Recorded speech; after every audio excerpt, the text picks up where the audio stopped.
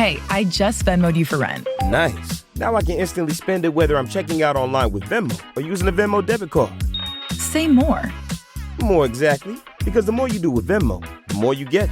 Like earning up to 5% cash back with Venmo Stash on a bundle of brands. So, order more pizza. The math demands it. Get the Venmo debit card. Venmo Stash bundle terms and exclusions apply. See terms at venmo.me/stash terms. Venmo checkout not available at all merchants. Venmo MasterCard is issued by the Bancorp Bank N.A. This is an iHeart podcast. Guaranteed human. It's an Olympics you'll never forget. Prime time in Milan. The moments. Chloe Kim with the gold medal flex. The stars. Ilya Malinin. Out of this world. The spectacle.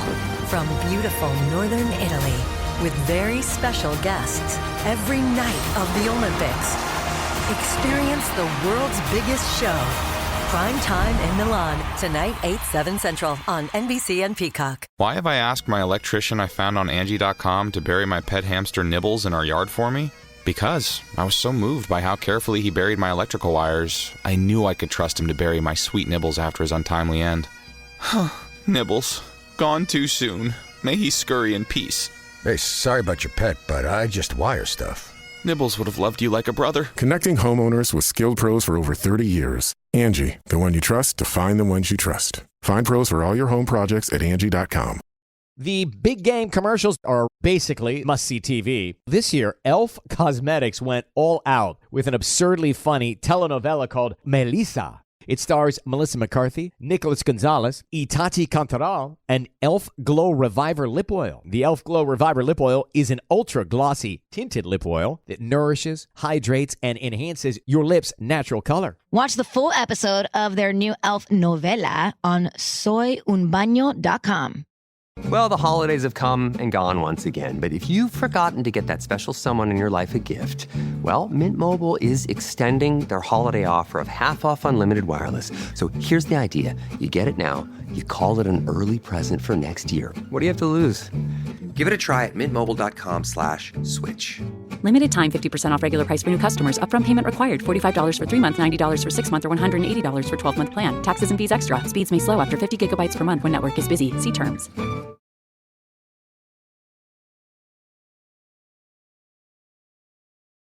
Support for The Middle comes from the stations that air the show and from you. Thanks for making a donation at listentothemiddle.com.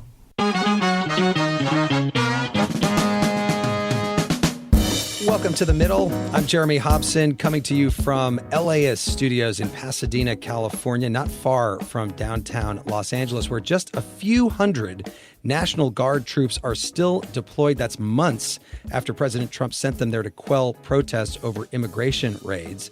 That was the start of Trump's use of the National Guard in cities across the country, often over the objection of local officials. And that's what we're going to talk about this hour on The Middle. But first, let me say hi to our DJ, Tolliver. Tolliver, hey. We have some new listeners this week. Yeah, a ton of them. We're now live in the North Country of New York State on North Country Public Radio, all the way from Plattsburgh to Lake George to Fort Drum. And we are also now live across North Dakota on Prairie Public. Awesome. Yes, and Prairie Public has been airing us, but not live. Now, if you hear a lot of North Dakotans on The Middle, you'll know why. Welcome to everyone, including, by the way, the people listening on North Country in Canada. Bienvenue. So, on the show this hour, Portland, Oregon, Memphis, Tennessee. These are the latest cities preparing for a deployment of National Guard troops in their streets.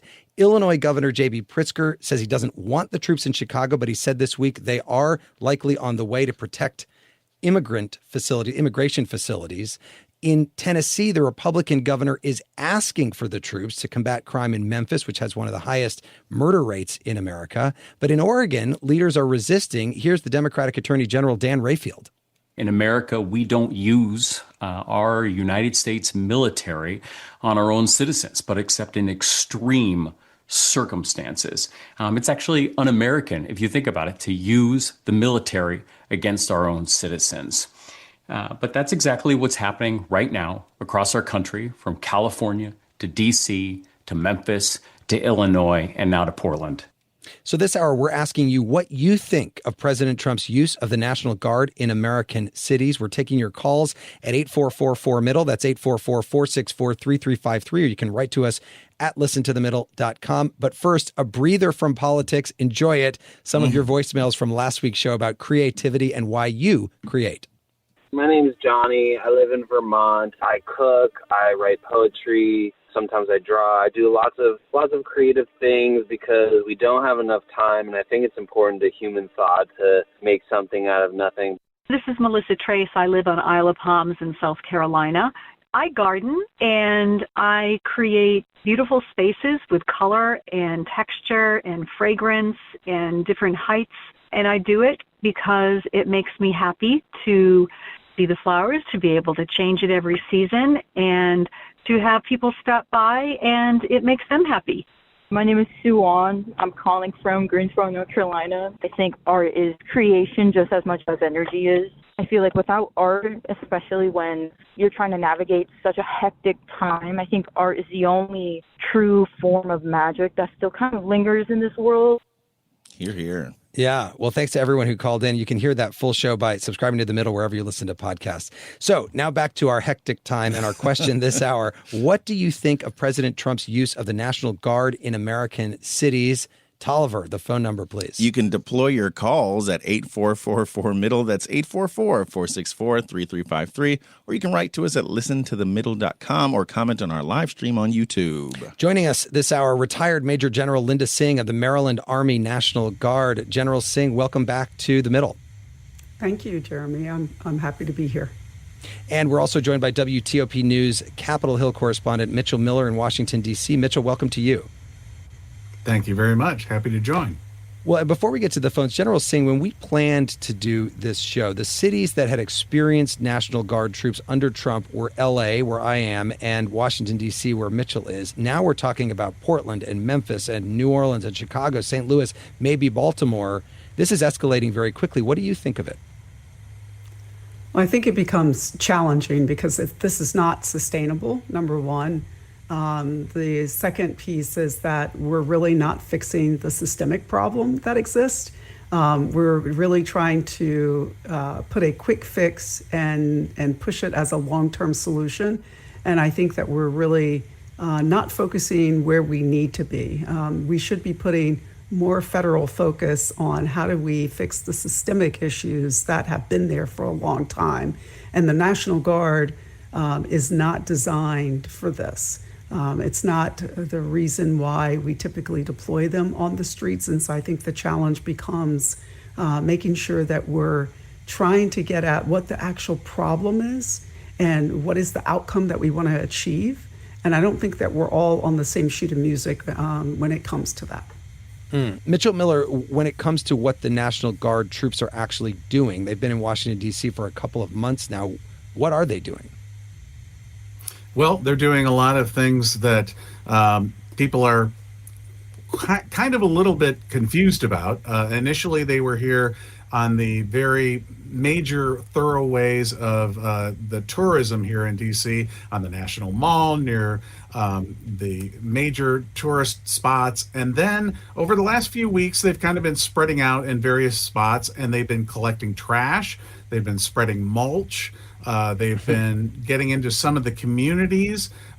So it's interesting because over the last couple of weeks, particularly, we haven't seen them as much in a public role as we did when they first got here. Now, keep in mind, there are more than 2,200 National Guard members, including the D.C. National Guard, as well as National Guard personnel from 8 states. So there's a lot of people here, but there are a lot of people here in D.C. kind of questioning, what are they doing right now? Overall, however, the crime has gone down during that crime emergency that was announced by President Trump. Whether or not that was directly as a result of the National Guard or because of thousands of other federal law enforcement officials that have flooded the streets in D.C., we'll have to assess that at a future date. But at any rate, it's interesting because I have seen National Guard members walking around my neighborhood, actually, but I haven't seen them as prominently in these tourist areas that we saw them before. Interesting. Now, Washington, D.C. is a unique situation just because of the way that it's set up. But General Singh, is there a difference in your mind between National Guard troops being used in a state where the governor asks for them, like Tennessee, for example, versus a state where the governor says do not deploy them, like Illinois? Absolutely. I think there's a big difference. Well, one, if we're being asked to deploy and the governor is not wanting us, that automatically kind of puts a little bit of friction. It starts making the National Guard as the bad people coming in and trying to take over. And that's not what we want, because many times the National Guard, we live in these communities that we get deployed to. And while it may be a National Guard deploying from another state into a particular state, we still live within the community. And I think that is going to get very confusing to people. And I think it's going to, or I hope that it does not turn around and be what we've seen when our Vietnam veterans were coming home, where people have turned against the military, and in particular, they turn against the National Guard because they don't really, know any better. Well, Mitchell, how do people feel about the National Guard troops that are there in Washington? It's interesting. I think there's been a change in connection with the fact when they first got here. Frankly, there were some people that were kind of nonplussed about it, but then there were some people that were very angry about it. They didn't like the idea that the National Guard were on patrol moving around D.C. when they felt that crime had been coming down here in the District of Columbia. However, I have noticed over the last few weeks that there has been kind of a softening of the attitude toward National Guard people. I mean, personally, I have been somebody who lived in areas that had lots of military personnel, and I always would say hello or welcome them. And I've talked to Senator Tim Kaine of Virginia, who happens to reside in D.C. for periods of time during Congress, and he says he always kind of says hello to them. And so I think a lot of these personnel, frankly, don't really be here, or they're not really sure what their role is. Obviously, as I mentioned earlier, they have been given these jobs like picking up the trash and spreading mulch and doing other things, painting fences, that type of thing. But that's not really what many Guard members really want to do when they get deployed. Well, General Singh, what did you think when you heard President Trump say the other day that to top military leadership that he wants the military to use U.S. cities as training grounds? That's a very bad idea for many reasons. Number one, we need to train. When we talk about training for the National Guard and really for all of our military, we need to train as we fight. And we do not want people training in U.S. cities in that manner. And so I think that we have to really recalibrate how we're thinking about that and what does that truly mean. Because in many cases, when we're going overseas into these different environments, we need to be training and being prepared to do that. And right now, our focus is not on that. And so I think we're potentially going to lose focus for a very strategic force that we've been counting on very heavily for at least the last 2 decades. Because when you're training in a U.S. city, what would it be? What would you be training for exactly if you were military training in a U.S. city to go fight in Afghanistan or something like that? Well, I mean, no, we wouldn't. I mean, that's the challenge, right? Like a lot of times that we're going out and getting prepared to deploy, we are training in training areas that's very much like where we're going to be going. And so that's not what we're seeing in our U.S. cities. It's nothing like it. And I think that if people, were to go to Ukraine or Afghanistan and even into Kuwait, you would see that our cities are nothing like that. And while, yes, we do have crime, but it's still nothing like what you would see overseas. Well, the phone lines are lighting up at Tolliver. Before Donald Trump, the National Guard was actually deployed right here in L.A. because of the rioting that occurred after the verdict in the Rodney King trial in 1992. Yeah, Rodney King, for our younger listeners, was beaten during his arrest by LAPD officers, and it was filmed. This is before everyone had a camera, so it was very rare. It led to an uproar. Here's President George H.W. Bush announcing that the National Guard deployment would happen back in 1992. What followed Wednesday's jury verdict in the Rodney King case was a tragic series of events for the city of Los Angeles. Nearly 4,000 fires, staggering property damage, hundreds of injuries, and the senseless deaths of over 30 people. To restore order right now, there are 3,000 National Guardsmen on duty in the city of Los Angeles. Another 2,200 stand ready to provide immediate support. Worth noting that National Guard deployment came at the request of the state's governor and the mayor of Los Angeles. Okay. So a very different situation in many cases than what we're seeing right now. I remember it well. Yeah. You do? Somewhat. Were you here in LA at that time? I was 6 years old in Chicago. Oh, in Just Chicago. Take my word Yes, from no, it. right. I remember it from, I was in Chicago as well. You're listening to The Middle. We'll be right back. It's an Olympics you'll never forget. Prime time in Milan. The moments. Chloe Kim with the gold medal flex. The stars. Ilya Malinin. Out of this world. The spectacle from beautiful northern Italy with very special guests every night of the Olympics. Experience the world's biggest show.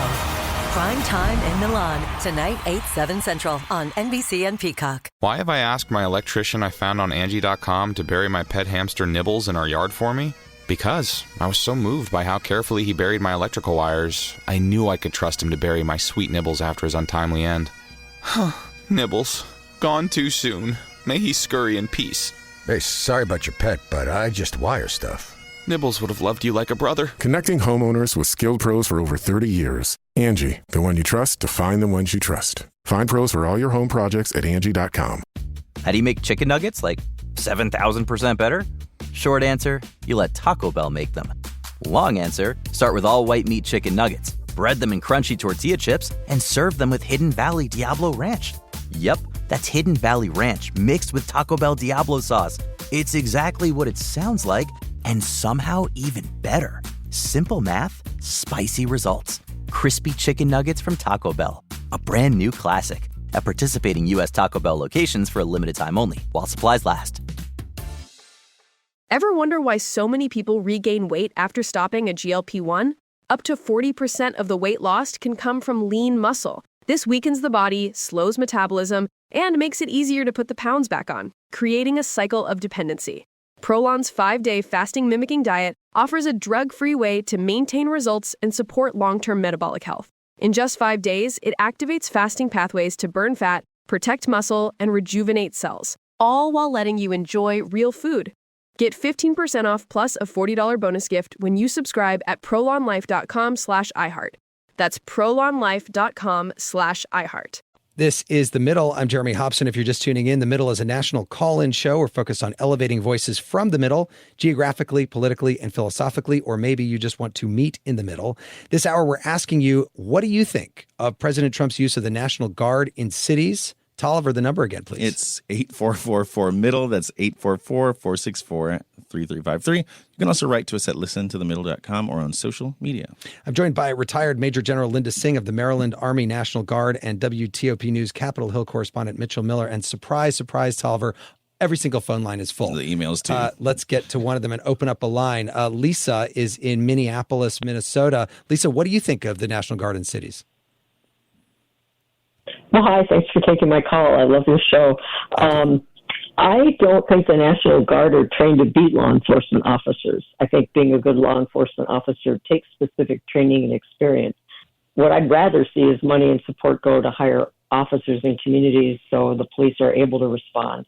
As your guest, Linda Singh, stated, I think National Guard members are well trained, but they have a different focus or intent.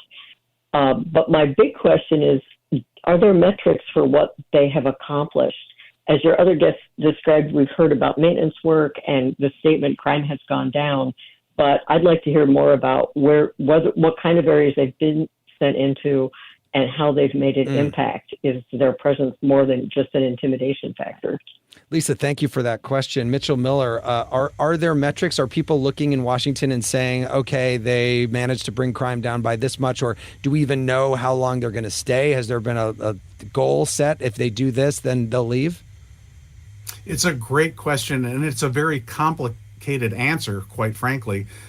Yes, I noted that the crime has gone down, but to what extent is that directly related to the National Guard, and what extent is that related to the fact that there are thousands of more ICE members of the Homeland Security Department. They're also making arrests. CBS News actually did a review of the data, and they have found that roughly almost 40% of the arrests have been made in D.C. over the last few weeks have been related to immigration. So the president has said that he wants to go after violent crime. Obviously, immigration is part of what he wants to go after. It's really unclear how much the impact has been related to the National Guard in terms of how much is crime really going down because of these National Guard personnel being in D.C. I think it's almost irrefutable that just the fact that you have armed National Guard members patrolling in D.C., that is going to have some kind of an effect.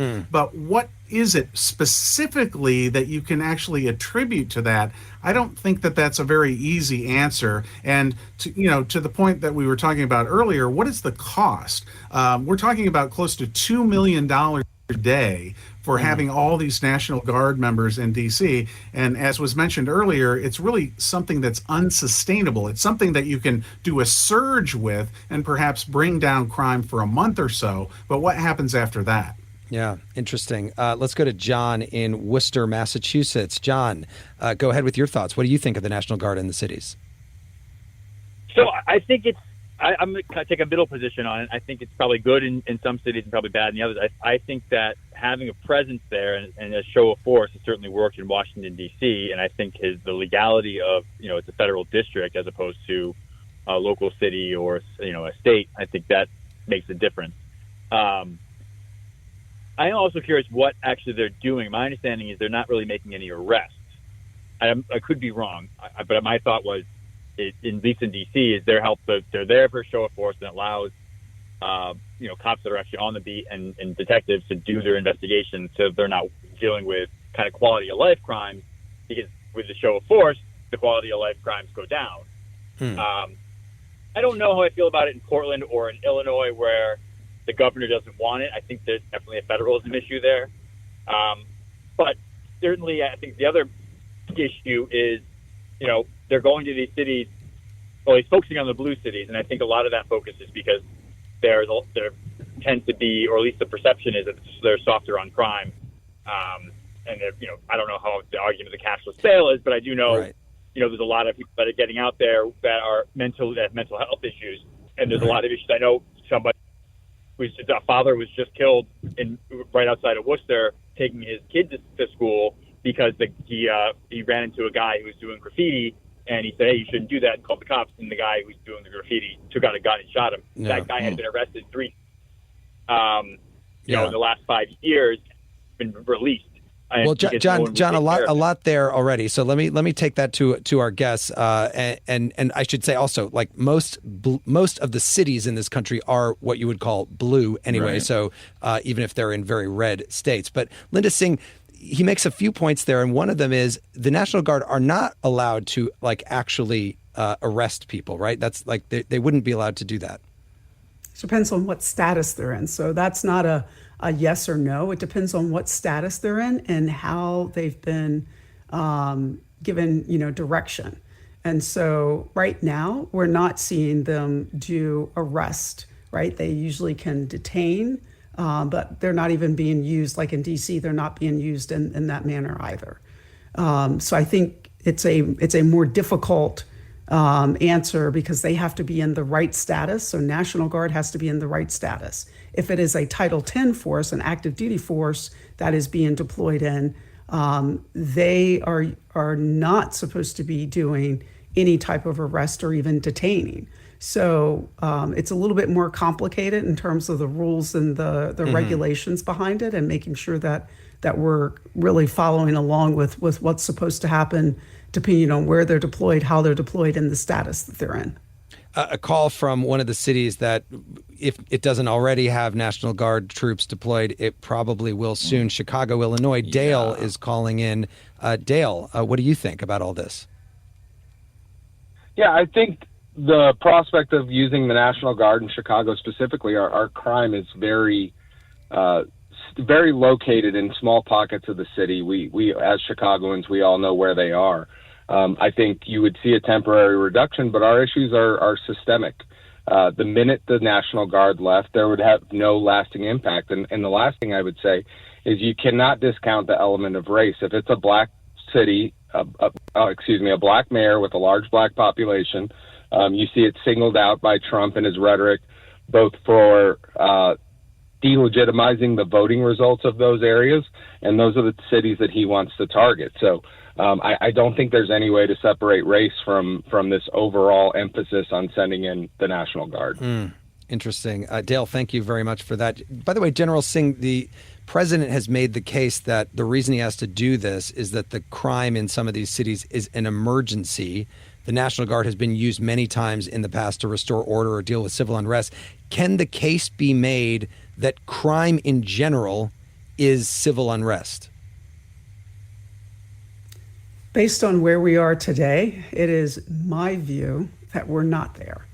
But when we are using very general terms and we have not developed a criteria that says this is the level in which crime has to be for National Guard to be brought in as a deterrence. We are using very ambiguous terms, and we're just saying, well, crime is up and it's an issue and we need to deal with it.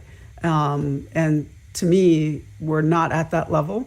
And I think the danger of that is that when we have a true emergency that happens, this kind of sets a very false narrative for what the National Guard is supposed to do. Tolliver, what's coming in online at listentothemiddle.com? Sarah says Trump's actions are reshaping America for the long haul. The hidden faces of ICE agents only add to the need for sustained vigilance. This won't stop until the 3/5 rule is reinstated and rich white men regain complete control.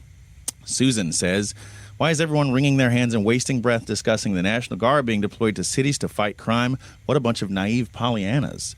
The National Guard is being sent under the guise of fighting crime. They're being put in a place to be all set and ready when the fascist in the White House declares martial law. Okay. A lot of stuff. Stan is calling in from Longmont, Colorado. Hi, Stan. Go ahead. Hi, Jeremy. Thanks for having my call. I'm a 6-year U.S. Navy veteran, and my view and my opinion and understanding of the National Guard is that they're a readiness force that's there to provide a assistance to a wartime fighting element overseas, or in the case of having a actual crisis in the continental United States, providing some kind of help or support for the local emergency responders. So in my understanding and view, it is completely not the purpose or the point of the National Guard to go in and provide any kind of law enforcement capability in any city, anywhere in the United States. That's the job of local federal law enforcement. And I think that if the necessity is there for increased crime fighting, then the resources need to be applied to the correct place, which is law enforcement, local or federal. Stan, how would you feel, by the way, as somebody who's a veteran, how would you feel if you were put in the position of doing what these troops are being asked to do right now? Oh, I would absolutely go AWOL. Like, I joined after having watched the second plane hit the Twin Towers in 9/11, and I got deployed actually right as Hurricane Katrina hit New Orleans. You know, right as Hurricane Katrina happened, and my thought and instinct on the boat when we were getting ready to go to the Persian Gulf was, we really should be going to Louisiana to help assist Hurricane Katrina. Yeah. So I would absolutely not be happy about being deployed on U.S. soil for the appearances of fighting crime. Stan, thank you so much for the call. Thank you for your service.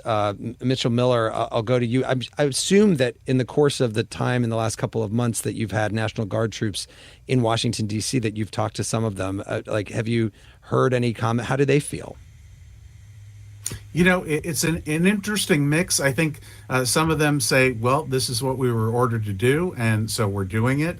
I think another unsaid thing that often they will kind of allude to is the fact that we just feel like we could be better deployed. There is something more important that we could be doing than the aforementioned picking up the trash, doing the mulching, painting signs. There are other things that they do that are important. For example, the DC National Guard recently went to Ward 8, which is a very crime-ridden area, and they did kind of a beautification thing. And that's part of a community involvement that the Guard has, and I'm sure Linda...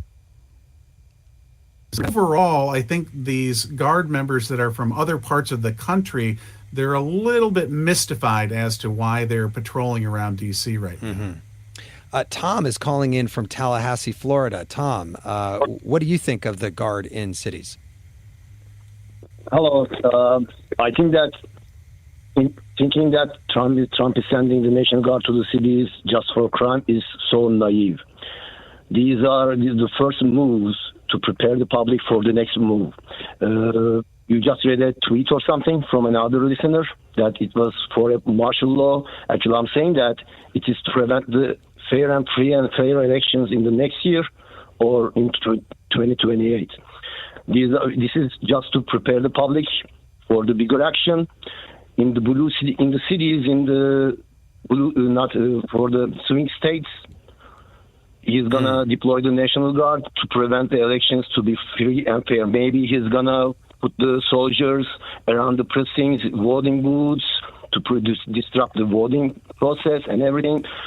Think about it. The people who did January 6th are not going to give the power willingly in elections.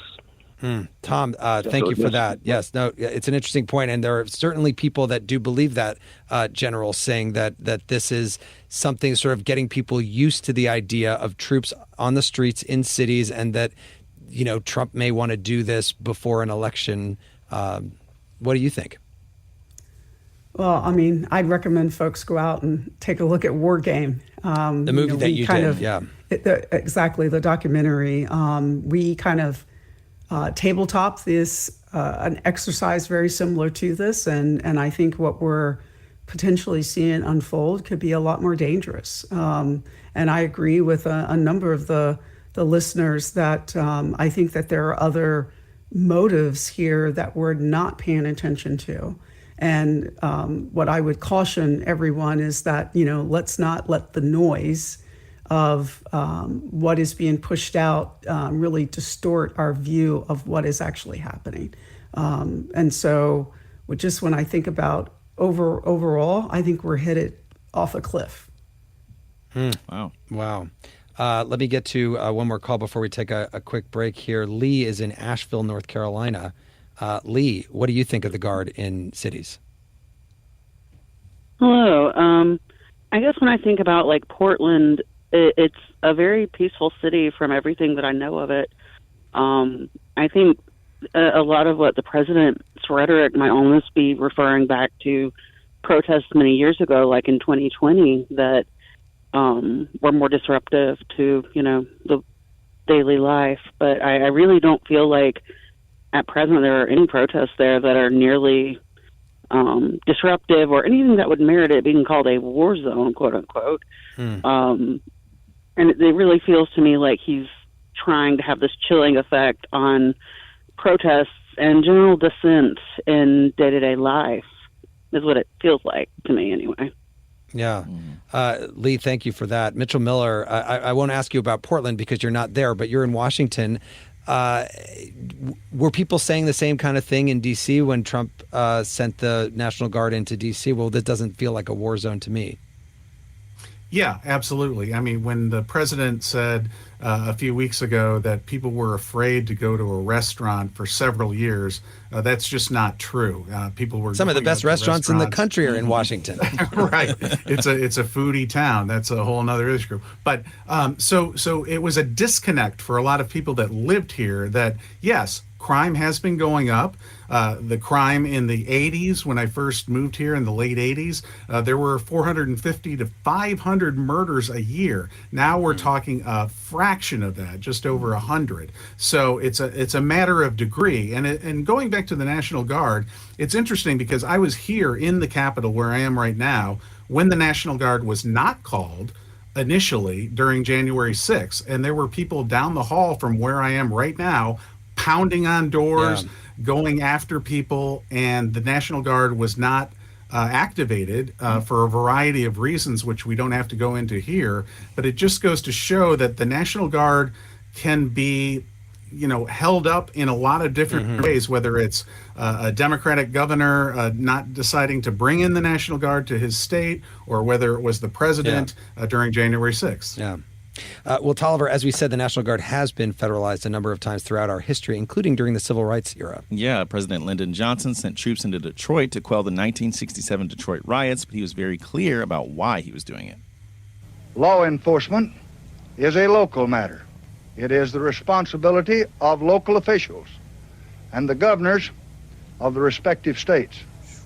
The federal government should not intervene except in the most extraordinary circumstances. The fact of the matter, however, is that law and order have broken down in Detroit, Michigan, and the federal government, in the circumstances here presented, had no alternative but to respond. And again, that deployment was requested by the governor of Michigan, who was at the time Mitt Romney's father, George Romney. Oh, binders full of Romneys. Oh, man. We'll be right back with more of your calls on The Middle. It's an Olympics you'll never forget. Prime time in Milan. The moments. Chloe Kim with the gold medal flex. The stars. Ilya Malinin. Out of this world. The spectacle from beautiful northern Italy with very special guests every night of the Olympics. Experience the world's biggest show. Prime time in Milan, tonight 8/7 Central on NBC and Peacock. Why have I asked my electrician I found on Angie.com to bury my pet hamster Nibbles in our yard for me? Because I was so moved by how carefully he buried my electrical wires, I knew I could trust him to bury my sweet Nibbles after his untimely end. Nibbles, gone too soon. May he scurry in peace.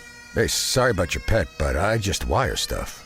Nibbles would have loved you like a brother. Connecting homeowners with skilled pros for over 30 years. Angie, the one you trust to find the ones you trust. Find pros for all your home projects at Angie.com. You see it instantly. It's Coldwater Creek, the mark of exceptional workmanship and signature touches inspired by a Mountain West heritage. Distinctive styles created from quality fabrics, silhouettes perfected with just the right drape, feel-good fits offering ease of movement, and thoughtful details to elevate your look. Coldwater Creek's authenticity is embodied in every piece, embracing its confident spirit that carries through to today. Discover Coldwater Creek clothing, designed to fit your life the way you want. For a wardrobe you can count on season after season, visit coldwatercreek.com. Shop the new spring collection at 20% off $75 or more with code IHEART20. Welcome to the A Building. I'm Hans Charles. I'm Menelik Lumumba. It's 1969. Malcolm X and Martin Luther King Jr. had both been assassinated, and Black America was at a breaking point. Rioting and protests broke out on an unprecedented scale. In Atlanta, Georgia, at Martin's alma mater, Morehouse College, the students had their own protest. It featured two prominent figures in Black history, Martin Luther King Sr. and a young student, Samuel L. Jackson. To be in what we really thought was a revolution. I mean, people were dying. 1968, the murder of Dr. King, which traumatized everyone. The FBI had a role in the murder of a Black Panther leader in Chicago. This story is about protest. It echoes in today's world far more than it should, and it will blow your mind. Listen to the A Building on the iHeartRadio app, Apple Podcasts, or wherever you get your podcasts. This is The Middle. I'm Jeremy Hobson. This hour, we're asking you what you think of Trump's use of the National Guard in American cities. You can call us at 844-4MIDDLE. That's 844-464-3353. or you can reach out at listentothemiddle.com. I'm joined by WTOP News Capitol Hill correspondent Mitchell Miller in Washington, D.C., and retired Major General Linda Singh of the Maryland Army National Guard. And let's get right back to the phones. And John, who's in Fort Worth, Texas. John, what do you think about the National Guard in cities? Well, let me just start by saying I was the first volunteer for Ukraine in 2022. I'm also an Ambassador Circle member to the Carter Center. And, President Carter monitors about 200 countries' elections to ensure they're free and fair. And I asked President Carter, what good does it do for you to monitor elections everywhere if you have a guy like Vladimir Putin who literally bombed his own people to get elected and said that democracy is a stage car to dictatorship, bombed his own people in Ryazan, and the local police caught the FSB planting bombs, using terrorism to crack down on people's freedoms. That's what you see that's what you see the National Guard in cities as, terrorism to crack down on people's freedoms? Absolutely. Absolutely. They're using crime to get people to give up their freedoms. Yeah. And I'll tell you something else. It's against the law. Forget everything else. There's a reason Posse Comitatus exists. It's because of the Ludlow massacre. When union members struck to get better wages, the Army came in and machine gunned them. I'm glad that everything else. It's against the law. John, I'm glad you brought up Posse Comitatus because we should explain that. And Linda Singh, this is an act from like the 1800s that basically says National Guard is not allowed to be used for civilian law enforcement. You tell me if I didn't do that right. Right. So there again, it's very complicated when you have to be in the right status. If they are in a state status, then they can be used to support local law enforcement. That's actually the place that you would want them to be, because that's when they can be deputized, they can support local law enforcement. When we're in a Title 32 status or a Title 10 status, we should not be used in that manner, and that's when Posse Comitatus really applies. But what I think is and we can say that it's against the law in the way that they're being used today. Not necessarily true. They are actually using small snippets of wording to be able to do this within their legal authority. The only thing I have to say is it is a crisis and it is an emergency. And if I deem it as a crisis and an emergency, and I'm using that as the mechanism and crime, or if it's, supporting ICE agents, and I'm saying that, we need to protect federal property, then that gives the president the authority to be able to do that. And I think people, we should go out and be looking at how are they using this in each of the different cities, because they are slightly different. How are they using it? What is the terminology and what is the executive order that's being pushed?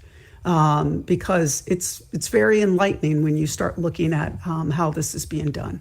Mm-hmm. Fabio is calling us from Chicago. Hi, Fabio. Go ahead with your thoughts. Hello, Jeremy. Thanks for having me. Well, I think this is one of the steps this administration is taking to put in place a fascist regime. I don't know which other words we can use nowadays. I'm Italian, so we studied how Mussolini was able to come to power. He won the elections like this president did, and then he did every step possible to take freedom and the ability to any other group or political party to express their opinion or to even act. I mean, he's putting the army in the streets. ICE agents are all around Chicago, this beautiful city. I have to see in the streets people with masks, heavily armed. It's scaring for everybody, not just for the immigrants that, of course, are risking to be deported for sometimes absolutely no reasons. They are in the process to have citizenship or be allowed to live and work in this country, but they are taking before being able to go to court or while they are in court.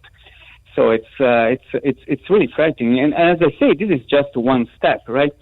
the Attorney General of the United States is the personal attorney of Donald Trump. I mean, or we could just read Project 2025, right? And that is the instauration of a fascist regime.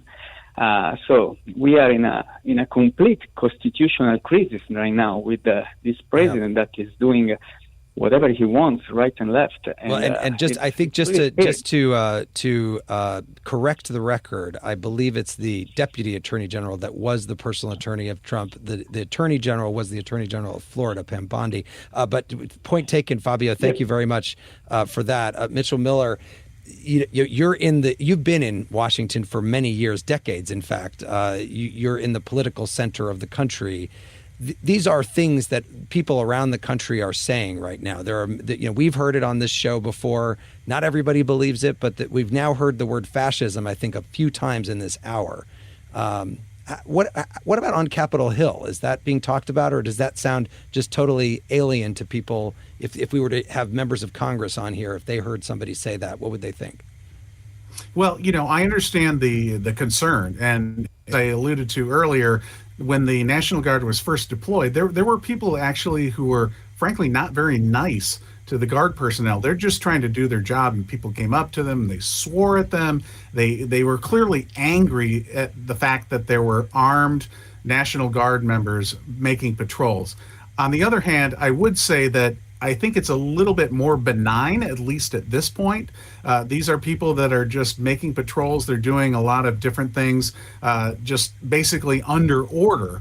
And I also will say that even though the crime has gone down, the president has said it basically was eliminated. Of course, that's not true. Crime is never eliminated in any major city across the country, no matter how many National Guard members, no matter how many federal officers that you have out on the street. And as just one small example, just a few blocks from my house a few weeks ago, a DC firefighter had a gun put in his chest by a teenager, and he was almost killed. He grabbed the barrel of the gun, and the gun went off, and he was injured, and the teenager was injured. So the crime is going to continue to happen no matter what. But again, I understand the concerns people have about the fact that you have armed National Guard military personnel out on streets in various cities across the country. Well, and Linda Singh, as you said early on, this is a temporary solution. It's not like the National Guard troops would be there forever.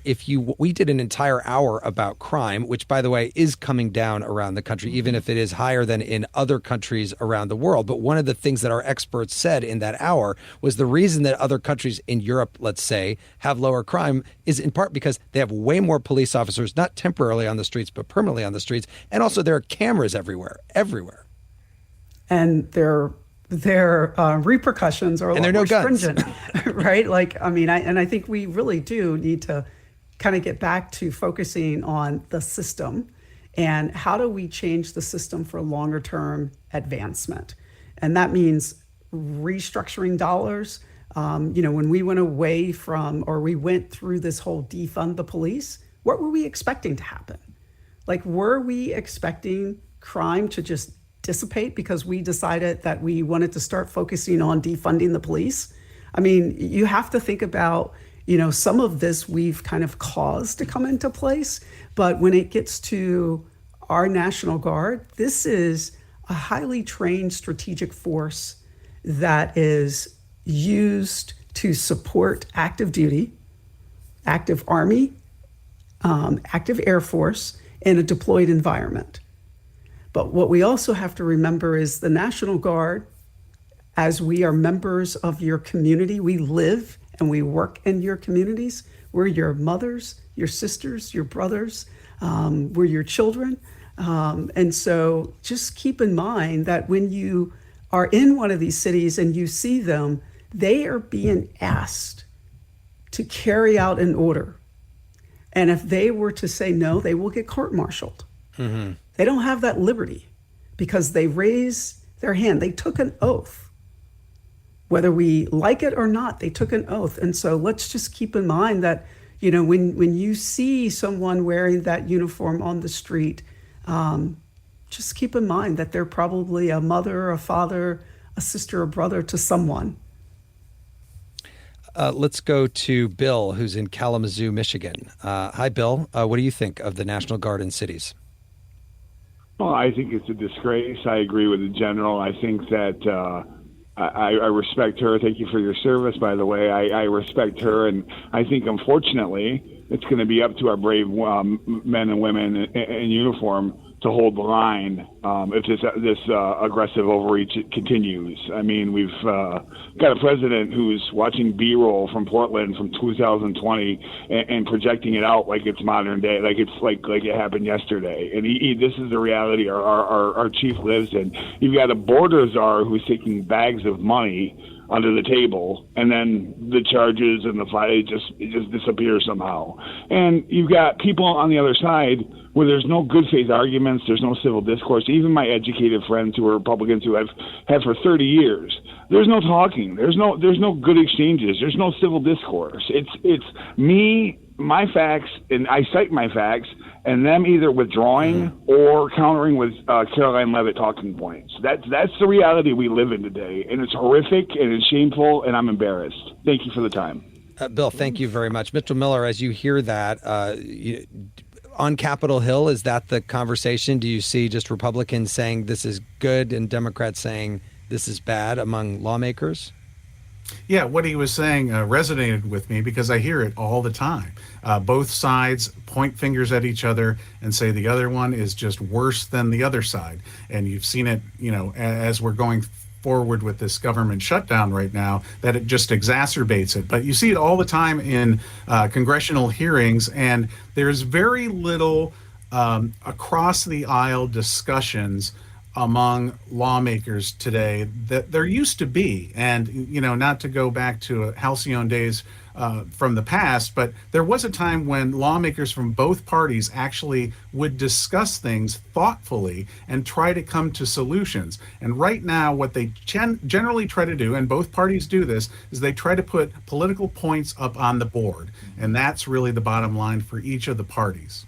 You mentioned the government shutdown. I know Tolliver's been seeing a lot of people asking the question online of whether the troops are being paid during the government shutdown, or does the government shutdown have any impact on the ability of the National Guardsmen to be deployed?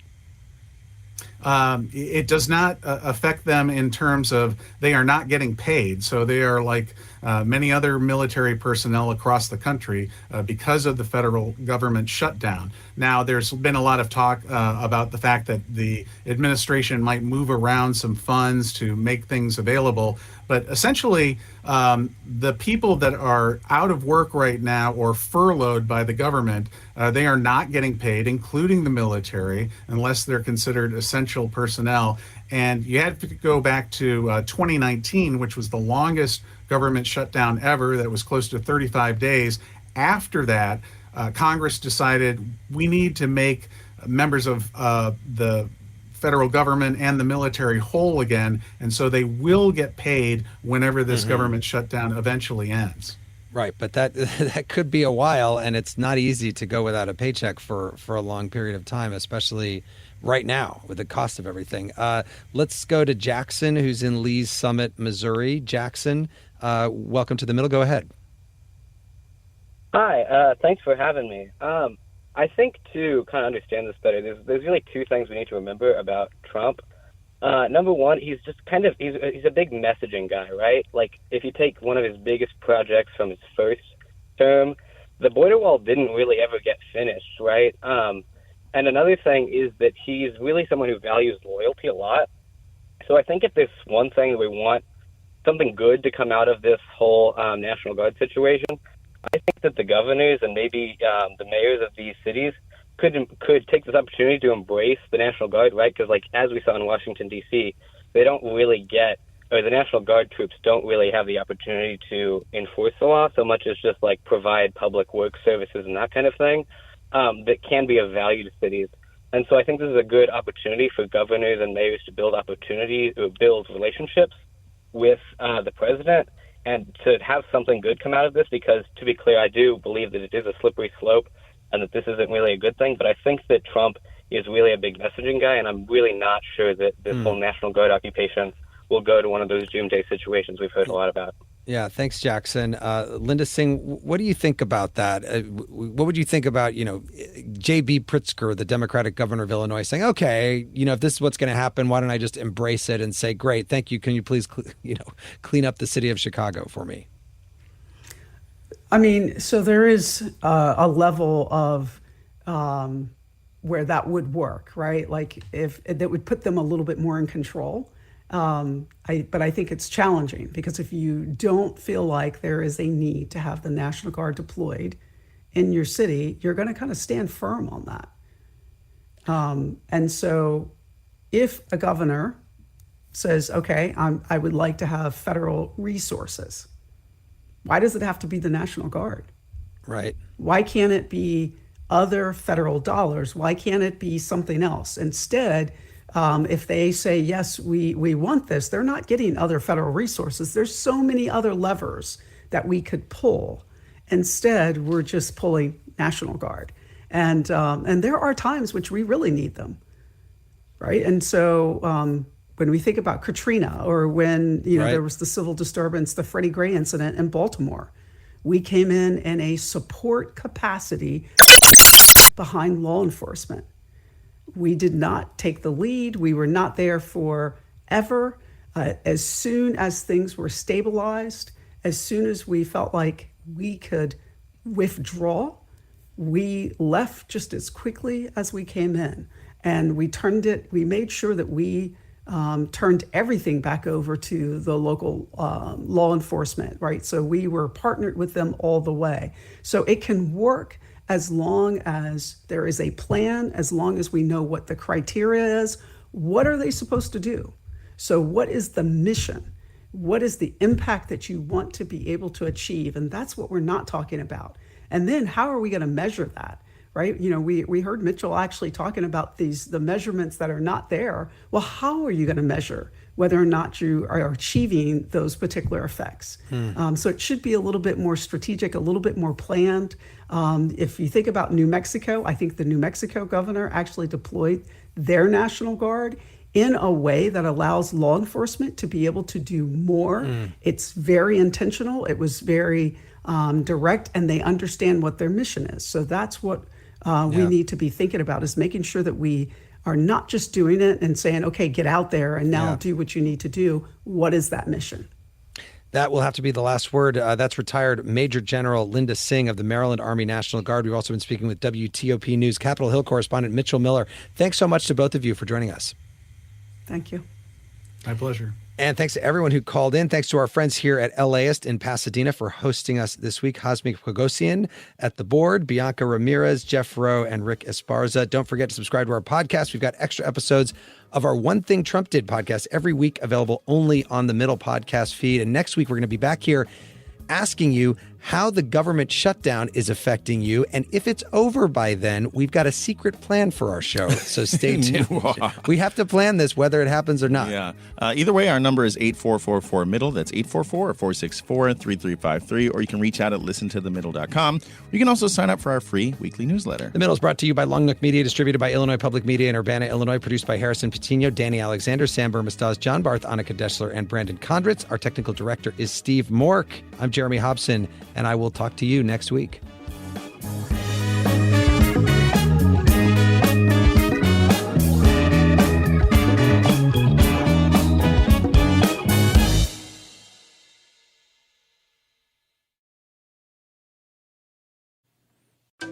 You see it instantly. It's Coldwater Creek, the mark of exceptional workmanship and signature touches inspired by a Mountain West heritage. Distinctive styles created from quality fabrics, silhouettes perfected with just the right drape, feel-good fits offering ease of movement, and thoughtful details to elevate your look. Coldwater Creek's authenticity is embodied in every piece, embracing its confident spirit that carries through to today. Discover Coldwater Creek clothing, designed to fit your life the way you want. For a wardrobe you can count on season after season, visit coldwatercreek.com. Shop the new spring collection at 20% off $75 or more with code IHEART20. over the last couple years, didn't we learn that the folding chair was invented by Black people because of what happened in Alabama? The Montgomery Brawl. This Black History Month, the podcast Selective Ignorance with Mandy B unpacks Black history and culture with comedy, clarity, and conversations that shake the status quo. The Crown Act in New York was signed in July of 2019, and that is a bill that was passed to prohibit discrimination based on hairstyles associated with race. To hear this and more, listen to Selective Ignorance with Mandy B from the Black Effect Podcast Network on the iHeartRadio app, Apple Podcasts, or wherever you get your podcasts.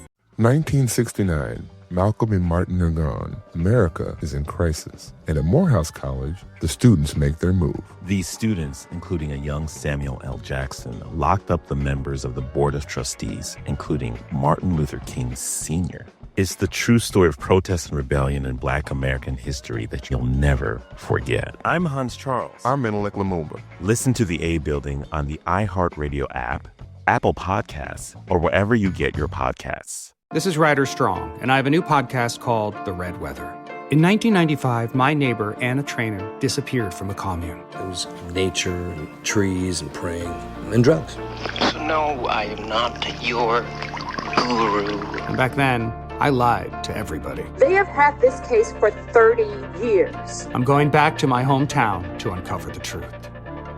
Listen to The Red Weather on the iHeartRadio app, Apple Podcasts, or wherever you get your podcasts.